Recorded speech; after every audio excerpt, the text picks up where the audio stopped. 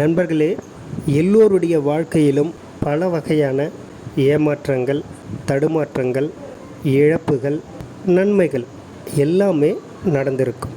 நன்மை நடக்கும்போது சந்தோஷப்படுறோம், ஏமாற்றம் அடையும் போது வருத்தப்படுறோம். இது நம்மளுடைய இயல்பு. இரண்டுக்குமே நாம் தான் காரணம்.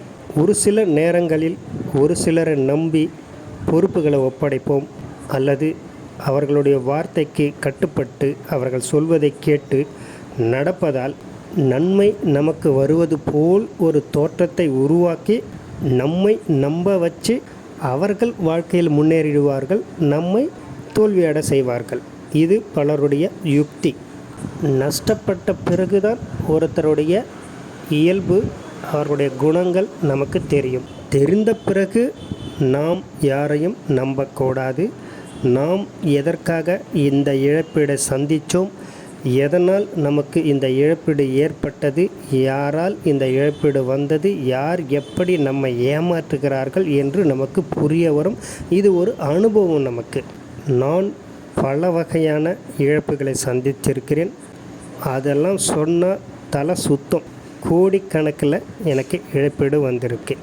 அதையெல்லாம் சமாளித்து இன்றைக்கும் நான் ஸ்டெடியாக நிற்கிறேன்னா என்னோடய அனுபவம் தான், என்னோட தைரியமும் தன்னம்பிக்கையும் தான்.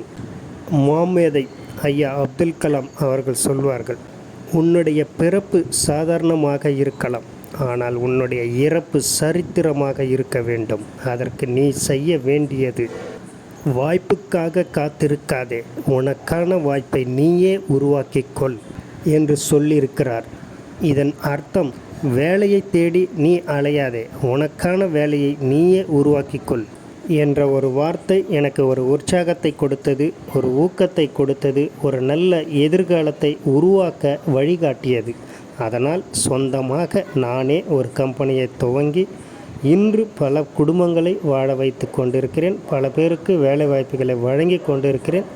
தேவையானவர்களுக்கு தேவையான உதவிகளை என்னால் முடிந்த உதவியை செய்து கொண்டிருக்கிறேன். நான் பட்ட அனுபவங்கள் மற்றவர்களுக்கு வரக்கூடாது என்பதில் கவனமாக இருக்கிறேன். ஒருவருக்கும் எந்த வகையான இழப்பீடும் நம்மால் ஏற்படுத்திடக்கூடாது என்பதில் கவனமாக செயல்பட்டு கொண்டிருக்கிறேன். என்றைக்கும் உண்மை நிலைத்து நிற்கும். ஒருபோதும் உண்மை பொய்யாகாது, பொய் உண்மையாகாது என்பதை உணர்ந்து செயல்படுகிறேன். கஷ்டப்படுபவர்களுக்கு கை கொடுத்து உதவ தயாராக இருக்கிறோம்.